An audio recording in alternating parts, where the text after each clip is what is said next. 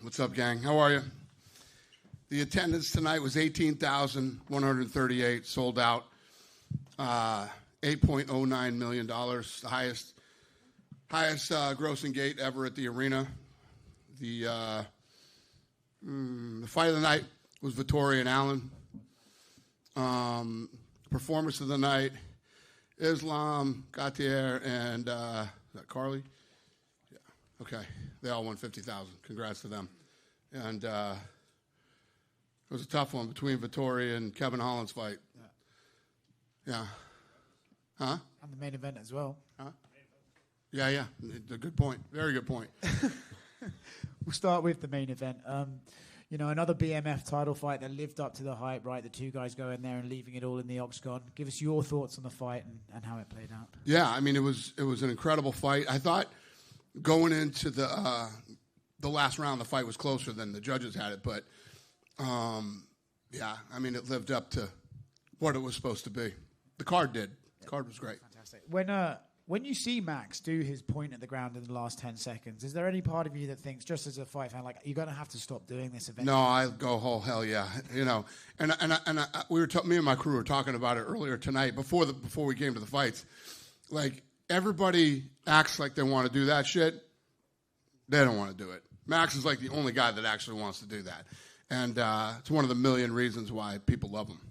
What did you think when Dustin went for his guillotine at the end of round 2? Similar sort of reaction? Yeah, I mean, there were so many of those moments in that fight where either guy could have won. Do you look at Dustin's performance tonight? Because obviously, look, he's competing with one of the best in the world, and think to yourself, yeah, maybe he started to slow down towards the end and it's right to walk away? Or do you think, he could probably still fight against these guys and win? Well, I've been saying that all week. I mean, they're both ranked number 4 and 5 and probably the nastiest division in the sport. But, you know me, when you think you should retire, you probably should. As far as for Max, right, he's an interesting situation because the champion of his division is the guy he lost to in the other division. So does he have to work a little bit harder to get that rematch back, or do you think a performance like this shoes him right up there? I think he's in a great position right now. He just defends that BMF title. He's ranked number 4 in the world there, and anything is possible for Max right now. Yeah, I don't want to put you on the spot. Do you think Ilya has done enough to fight Max for the BMF title and the lightweight title at the same time? Yes, I do. Yeah, fair enough. What were your thoughts on Kevin Holland and D-Rod fight? Kind of crazy, kind of a bit sloppy, but very entertaining. Give us your thoughts on that fight. Yeah, I thought it was incredible. I don't know if I ever saw sloppy, but those were two guys that were absolutely they were in a war.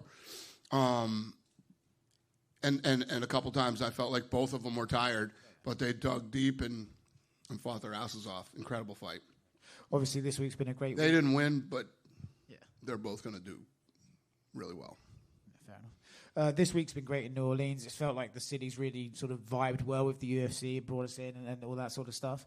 Do you think this could be a venue that we could come back to yearly, like in Miami or Newark or something like that? I do. That's a great point. This city's incredible. I haven't been here in a long time. It's crazy. I tried to go down on Bourbon Street the other night, and I haven't been on Bourbon Street since me, Frank, and Lorenzo came here to watch the UFC to consider buying it. That was the last time I was on Bourbon Street. I didn't realize that until we came here. But the governor has been amazing. The athletic commission's been incredible. Caesar's Palace has been incredible. I mean, I could go on and on. And the way these people support their own is awesome to see. I love that kind of shit. Yes, we will figure something out here in New Orleans to make sure we come back a lot more than we have been. Did you buy one of those hand grenade drinks on Bourbon Street? I didn't make it far on Bourbon Street. I got about 15 steps, and I had to go back and get in the car and leave. So, no, I didn't get a hand grenade drink. Sounds great, though. Just more on Dustin. He's someone that surely will be in the UFC Hall of Fame at some point down the line, right? Yeah, listen, this is a kid that, you look at his last 11 fights and who he's fought and, always comes to fight, good guy to deal with, and, he could be. And I know you said, if you think you should walk away, you should, but can you respect at least, his reasoning, too, as well, that he's saying, he doesn't want to be one of those guys where the sport retires him and he wants to be able to, attend his daughter's wedding, all these sorts of things later in life? I don't ever question when a guy says he wants to retire, other than I think Khabib and Cormier are the two guys that I've ever said, I don't know if, it's time. But, yeah, that's totally up to him. This is a rough sport. He fought a rough fight tonight.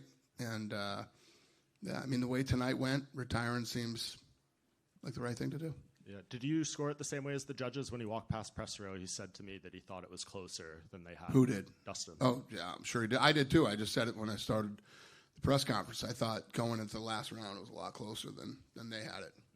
Yeah, and just a few things outside tonight's event. Next week, we were supposed to have Aaron Pico and Movsar as the co-main in Abu Dhabi.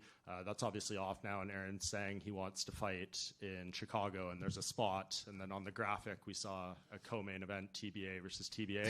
Is that something, could that fight land on that card, and would it be that spot? I have no idea. Right here, right now, I have no idea, yeah. As far as also future title fights, Kayla Harrison was saying yesterday at our Q&A that she would love for you guys to give Amanda Nunes an exemption from the full 6 months of testing so she can fight her sooner. Is that something you would consider? I don't know. Definitely look into it. Cool. I don't hate it. Yeah. And obviously the next pay-per-view is Dricus and Hamzat. Just how big is that fight in your mind for the middleweight division? We've been waiting forever to see Hamzat finally compete for a championship. Yeah, it's big, and it's big to be back in Chicago, sold out. It's going to be a fun one. I got a feeling that's going to be very much like tonight. How about, I can't remember, second round or something. The crowd was so loud that the ref couldn't hear the bell. And, you know what I mean? Went like another 5 seconds longer than it should have. But, I expect Chicago to be that way, too. And I know you've got a lot of questions about the White House card, potentially. Conor McGregor has said he's back in the pool with hopes of potentially fighting on that like a year from now. And then Nate Diaz said he would love to be the opponent. I know you've said that trilogy is something you could do anytime, and it would make sense. Are you interested in doing business with Nate Diaz? I love Nate. That fight's a year away. So I'm not even thinking about anything right now. The landscape will change so much by next 4th of July.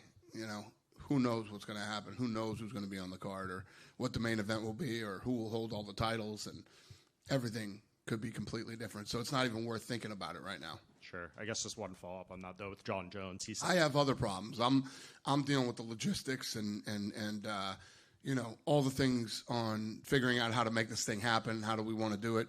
I'm going to fly out there in about 10 days, 2 weeks, and we'll have all the renderings done, sit down with him and go through the renderings and see what he wants to do and what he doesn't want to do. Yeah, Jon Jones says he wants to be on there, too, and he says he would fight whoever the champion is at that time. But would you be okay with him coming back and potentially winning that belt again, and you might have to go through everything? Well, it's not even about him winning the belt. I mean, how I felt about him. I can't risk putting him in big positions in a big spot and have something go wrong. Fair enough. Yeah, especially the White House card. Dana, just seeing how this city and this arena reacted to not just Poirier, but the other fighters from Louisiana, how special was that for you? Oh, it's always great. I mean, every time we go somewhere and the fans love what's going on, it's a hell of a night for me. Dana, just one quick one.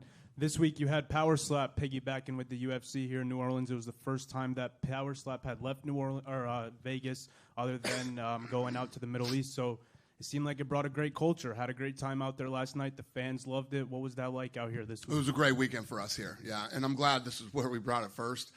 And that arena was like it was built for Power Slap. I mean, it couldn't have been more perfect. The fights were incredible, and yeah, it was a home run. So I'm really happy about the entire weekend here in New Orleans. Do you think that once you get Power Slap kind of on the road officially like that, maybe almost every pay-per-view will have a Power Slap card to go with it? I don't know. My game plan with that, for those of you that have come and seen it live, it's like the UFC in the early days. Half the battle for me was getting people into the live event because nobody would come to a live event and go, yeah, I don't ever want to come to one of these again. And that never happens with Power Slap. It's the exact opposite. Everybody who comes to Power Slap goes, wow, this is way better than I expected it to be, and it's a great live event. So the game plan is exactly the same. Move it around the country, take it everywhere, and let people come experience it live. Thank you. Dana, you had mentioned about New Orleans and everything like that. We have, we had, of course, Dustin. Earlier we had Brendan Allen. We had Carly Judice. What can you say about these Louisiana fighters that you have right now? What can I say about them? Yeah. We like them. They're great. Tonight was a huge success. Obviously the gate, the buzz, the energy in this town, and everything. I mean, it couldn't have been better. And everybody showed up and put on a great performance. So, yeah, very happy. Just one quick, maybe stupid one for me. I always notice the Power Slap solo cup there. What does Dana White drink in that power? I see. Lots of different things. What's in that post fight? Right now, it's Coke Zero. Yeah. Dana over here. Yep. Just one. Two fan favorites in the lightweight division, Charles Oliveira and Max Holloway. They both lost to the champion. Ilya, are you open to doing a Max Holloway-Charles Oliveira fight for the BMF belt? Anything's possible. I like his idea, I like your idea. The great thing about that division is there's so many incredible fights that you can do. You have Ilya, who's the champion. You got him with a BMF belt, and there's a lot of things we can do. Thanks, Dana. Yep. Dana, just one for me about the White House card. Do you expect the logistics to be more intense than the Sphere was, or do you think it's going to be easier than? No. Not the Spheres. Listen, there's been one person that's done the Sphere, right? I thought after we did it, people would be running to the Sphere to do it. The Sphere is very challenging and very expensive. The difference with the White House is that I don't think they've ever had anything very heavy out on the lawn, and the octagon alone weighs 20,000 pounds. So, you don't think the outdoor is going to be harder to deal with than? Oh, it will be, in its own ways, but not harder than the Sphere. Okay. Sphere is very unique and very challenging. Hey, Dana, I have a question right here. Yep. What do you think about Islam Dulatov's performance? He's a huge star in Germany. The UFC hasn't been in Germany since 2016. What do you think about the performance? And when is the UFC coming back to Germany? The fans are waiting. Everybody is going crazy. When is the UFC coming back to Germany? What do you think about Islam Dulatov, his performance? He's a huge star in Germany. UFC has not been to Germany since 2016. When are we coming back to Germany? Yeah, that's a great question, sir. Thank you. Yeah, well, obviously he won a performance bonus, so he obviously did great tonight. But Germany's interesting, and we had a run there where we were heading to Germany all the time, like you said. And I don't know the answer to that question, but yeah. Second question, Dana, does it make you proud to see someone like Dustin and Max? They have over 60 combined fights in the UFC. Does it make you proud to even you grew up with them together and see how far they come? They always performed, always made weight. Does it make you proud to have two fighters like that on the roster? Yeah, I mean that's why. That's why. All of you guys and myself and if you look at the way we celebrated him tonight on television, you guys probably didn't see it, but if you see a lot of stuff, even Mark Zuckerberg had posted about, how we told the story of Dustin Poirier tonight. We have a lot of respect for him, proud of him, and same thing with Max. Is there a favorite moment in Dustin's career? Maybe a story that we don't know, or like a favorite fight, a moment of Dustin's career? Off the top of my head, he's had a badass, unbelievable career and has accomplished a lot of things. But off the top of my head, there's not one moment that stands out, no. And last question for me, how big is the possibility that we ever see a podcast on Joe Rogan, you, Joe Rogan, and Conor McGregor? Probably never. Probably never. Thank you, Dana. Great show tonight. Thank you. Dana, I want to go back to the early prelims. Jimmy Crute called out Dustin Jacoby. We know Dustin's out with a hand injury, obviously, but he kind of teased about Dustin kind of teased about November 30th, down for the challenge.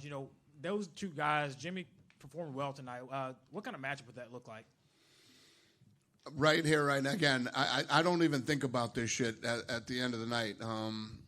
We'll take the weekend, and on Tuesday we do matchmaking, and we start to talk about what's next and what we want to do and what we don't want to do.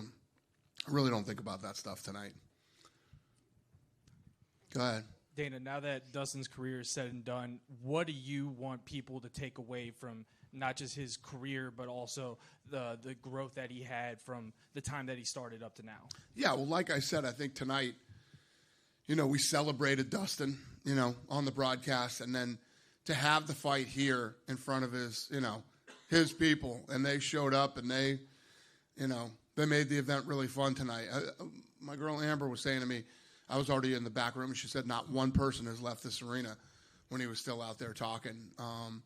That's pretty special. I mean, you guys know you've done enough fights. Before Rogan even gets up into the octagon, half the place is gone. So the fact that they all stayed in for him tonight, showed up for him tonight, broke the arena record tonight, the list goes on and on. A big night for him. Thank you, Dana. Dana, over here. One question, Dana. Yep. Over here, back here. Yep. Do you think it played a factor that Dustin announced the retirement? Because it kind of seemed like just the emotions, everything that he went through kind of played a factor early on in that fight.